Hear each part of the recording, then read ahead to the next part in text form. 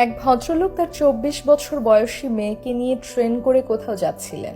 মেয়েটি ট্রেনের জানালা দিয়ে বাইরে দেখছিল। হঠাৎ চিৎকার করে বলে উঠল, বাবা দেখো, গাছগুলো সব পেছনের দিকে যাচ্ছে। বাবা হাসি দিয়ে বলেন, হ্যাঁ মা।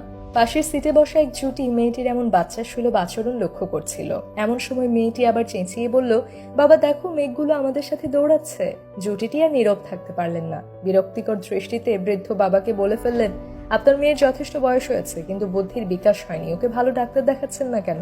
উত্তরে বাবা হেসে বললেন, আমরা হাসপাতাল থেকেই বাড়ি যাচ্ছি। আমার মেয়ে জন্ম অন্ধ।